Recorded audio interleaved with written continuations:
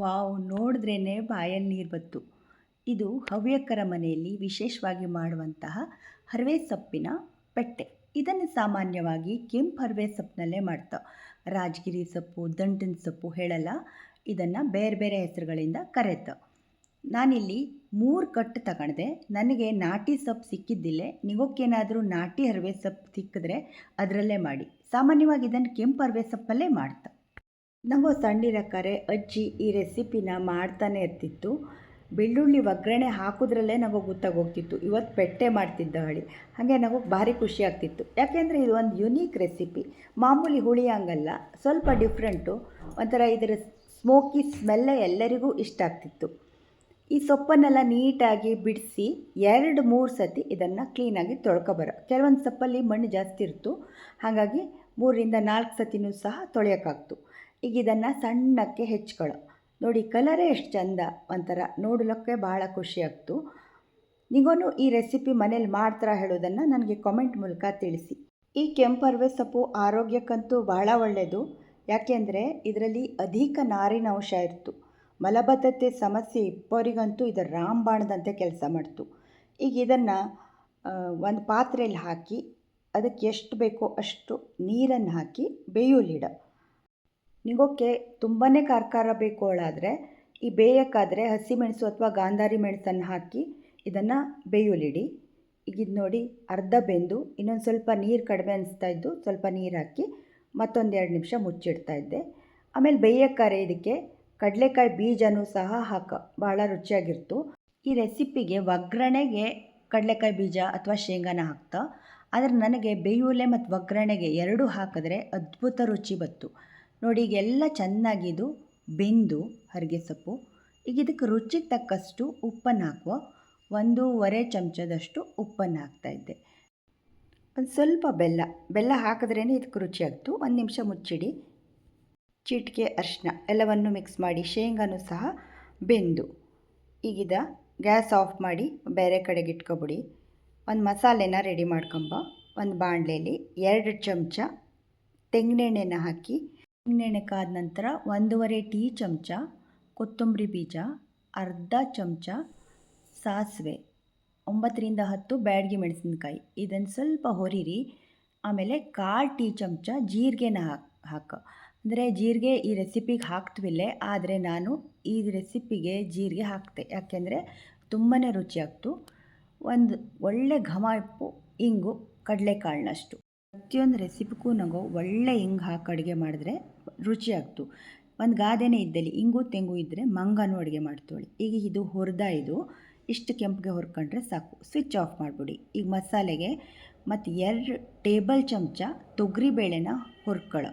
ಈ ತೊಗರಿಬೇಳೆಗೇನು ಎಣ್ಣೆ ಹಾಕೋದು ಬೇಡ.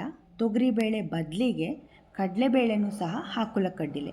ನಿಮಗೂ ಯಾವುದಿಷ್ಟೋ ಅದು ಹಾಕೊಳ್ಳೋಕ್ಕಡ್ಡಿಲೆ. ಆದರೆ ಈ ರೆಸಿಪಿಗೆ ತೊಗರಿಬೇಳೆನೇ ಚಲೋ ಆಗ್ತು. ಈ ತೊಗರಿಬೇಳೆನ ಕೆಂಪು ಹುರ್ಕೊಳ್ಳೋ. ಎಣ್ಣೆ ಗಿಣ್ಣೆ ಏನೂ ಹಾಕೋದು ಬೇಡ, ಹಾಗೆ ಡ್ರೈ ಆಗೇ ಹುರ್ಕೊಳ್ಳೋ.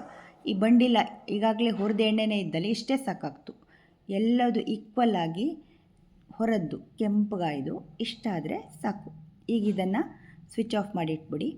ಹುರಿದಂತಹ ಮಸಾಲೆ ಪದಾರ್ಥ 1 ಕಪ್ ಕಾಯಿ ತುರಿ. ಇದಕ್ಕೆ ಕಾಯಿ ತುರಿ ಸ್ವಲ್ಪ ಜಾಸ್ತಿನೇ ಬೇಕು. 1 ನಿಂಬೆಹಣ್ಣು ಗಾತ್ರದಷ್ಟು ಹುಣಸೆ ಹಣ್ಣು, 2-3 ಎಸಳು ಬೆಳ್ಳುಳ್ಳಿ ಬೀಸಲು ಹಾಕಿದ್ರೆ ಚಲೋ ಆಗ್ತು. ಒಂದು ಸ್ವಲ್ಪ ನೀರು, ಆಮೇಲೆ ಹುರಿದಂತಹ ತೊಗರಿಬೇಳೆ ಎಲ್ಲವನ್ನು ಬೀಸ್ಕೊಬರೋ. ನೋಡಿ ಈ ಬೀಸದ್ದು ಸ್ವಲ್ಪ ತರಿಯಾಗೇ ಇರೋ. ಯಾಕೆಂದರೆ ತುಂಬ ನುಣ್ಣಗೆ ಬೀಸಿದ್ರೆ ಇದ್ರ ಚಲೋ ಆಗ್ತಿಲ್ಲ. ಪೆಟ್ಟೆ ಅಂದರೆ ಅದನ್ನು ಸೌಟಲ್ಲಿ ಹಿಂಗೆ ಬಡಿಸಿದಾಗ ಆಚೆ ಈಚೆ ಅದು ಹರುಲಾಗ ಒಂದು ಕಡೆ ಸ್ಟಿಫಾಗಿ ಕೂತ್ಕೊಳ್ಳೋ. ಆ ಪೆಟ್ಟೆ ಶಬ್ದದ ಅರ್ಥ ಹಾಗೆ. ಈಗ ಬೆಂದಂತಹ ಹರಗೆ ಸೊಪ್ಪಿಗೆ ಬೀಸಿದ ಮಸಾಲೆ ಮಿಶ್ರಣನ ಹಾಕಿ ಚೆನ್ನಾಗಿ ಕೈ ಆಡಿಸಿ. ಈಗ ಸ್ವಲ್ಪ ಇದು ದಪ್ಪ ಅನಿಸ್ತು, ಅದಕ್ಕೆ ಸ್ವಲ್ಪ ಮಿಕ್ಸಿ ಜಾರಿಗೆ ಇನ್ನೊಂದು ಸ್ವಲ್ಪ ನೀರನ್ನು ಹಾಕಿ ಈ ಕನ್ಸಿಸ್ಟೆನ್ಸಿನ ಸರಿ ಮಾಡೋ. ನೋಡಿ ಇಷ್ಟು ನೀರು ಹಾಕಿದ್ರೆ ಸರಿ ಆಗ್ತು. ಇದ್ರ ಕಲರು ಸಹ ಎಷ್ಟು ಚೆಂದಕ್ಕೆ ಬಂದು, ನೋಡಲಕ್ಕೂ ಸಹ ಬಹಳ ಕಲರ್ಫುಲ್ಲು, ಆರೋಗ್ಯಕ್ಕೂ ಸಹ ಒಳ್ಳೆಯದು, ತಿನ್ನಲಕ್ಕೂ ರುಚಿ. ಹಾಗಾಗಿ ಈ ರೆಸಿಪಿನ ನೀವು ಟ್ರೈ ಮಾಡಲೇಬೇಕು. ಇಷ್ಟಕ್ಕೆ ಈ ರೆಸಿಪಿ ಮುಗಿದ್ದಿಲ್ಲ. ಈಗ ಒಗ್ಗರಣೆನೂ ಸಹ ಸ್ವಲ್ಪ ಸ್ಪೆಷಲ್ಲು. ಪೂರ್ತಿ ವಿಡಿಯೋನ ನೋಡಿದ್ರೆ ಮಾತ್ರ ನೀವು ಎಲ್ಲವನ್ನೂ ಸಹ ಕಲಿಯೋಕ್ಕಾಗ್ತು. ಹಾಗಾಗಿ ವಿಡಿಯೋನ ಸ್ಕಿಪ್ ಮಾಡದೆ ಕೊನೆ ತನಕನೂ ನೋಡಿ. ಇನ್ನೂ ತನಕ ನನ್ನ ಚಾನಲನ್ನು ಸಬ್ಸ್ಕ್ರೈಬ್ ಮಾಡ್ಕೊಂಡಿರಲಿಲ್ಲ ಆದರೆ ಸಬ್ಸ್ಕ್ರೈಬ್ ಮಾಡಿ, ಪಕ್ಕದಲ್ಲಿರುವಂತಹ ಬೆಲ್ ಐಕನನ್ನು ಒತ್ತಿ. ಹಾಗೆ ಮಾಡೋದ್ರಿಂದ ನಾನು ಹಾಕೋ ಎಲ್ಲ ರೆಸಿಪಿಗಳು ಸಹ ನಿಮಗೆ ಬತ್ತು. ನೋಡಿ, ಈಗ ಚೆನ್ನಾಗಿದು ಕುದಿ ಬಂದು ಇಷ್ಟು ತಿಕ್ಕ ಇದು ಪೆಟ್ಟೆ ಅಂದರೆ ಒಂದು ಕಡೆಗೆ ಹಾಕಿದ್ರೆ ಆಚೆ ಈಚೆ ಅಲ್ಲಾಡ್ತಿಲ್ಲ ಅಲ್ಲಿ, ಆ ಥರದಕ್ಕೆ ಪೆಟ್ಟೆ ಹೇಳ್ತಾ. ಈಗ ಒಂದು ಬಾಣಲೆಯಲ್ಲಿ ತೆಂಗಿನೆಣ್ಣೆ ಹಾಕಿ, ತೆಂಗಿನೆಣ್ಣೆ ಕಾದ ನಂತರ 1.5 ಟೀ ಚಮಚ ಸಾಸಿವೆ, ಬೆಳ್ಳುಳ್ಳಿ, ಒಣಮೆಣಸಿನ್ಕಾಯಿ, ಒಂದು ಸ್ವಲ್ಪ ಶೇಂಗಾ, ಇಂಗು ಇವಿಷ್ಟನ್ನು ಹಾಕಿ ಒಗ್ಗರಣೆ ಮಾಡು. ಈ ಒಗ್ಗರಣೆನೇ ಎಕ್ಸ್ಟ್ರಾ ಟೇಸ್ಟ್ ಕೊಡ್ತು. ಸ್ವಲ್ಪ ತೆಂಗಿನೆಣ್ಣೆನ ಜಾಸ್ತಿನೇ ಹಾಕ. ನಿಮಗೇನಾದರೂ ತೆಂಗಿನೆಣ್ಣೆ ಇಷ್ಟ ಇಲ್ಲೇ ಅಂದರೆ ನೀವು ಯಾವ ಕುಕ್ಕಿಂಗ್ ಆಯಿಲ್ ಯೂಸ್ ಮಾಡ್ತಿದ್ರೋ ಅದನ್ನೇ ಯೂಸ್ ಮಾಡೋಲ್ಲ ಕಡ್ಡಿಲೆ. ಸ್ವಿಚ್ ಆಫ್ ಮಾಡಿ ಲಾಸ್ಟಲ್ಲಿ ಕರಿಬೇವಿನ ಸೊಪ್ಪು ಹಾಕಿದ್ರೆ ಇದನ್ನೆಲ್ಲ ಮಿಕ್ಸ್ ಮಾಡಿಬಿಟ್ರೆ ಆಯ್ತು. ವಾವ್, ಸೂಪರ್ ಟೇಸ್ಟಿ ಪೆಟ್ಟೆ ರೆಡಿ. ಹವ್ಯಕ ಸ್ಪೆಷಲ್ ಇದು.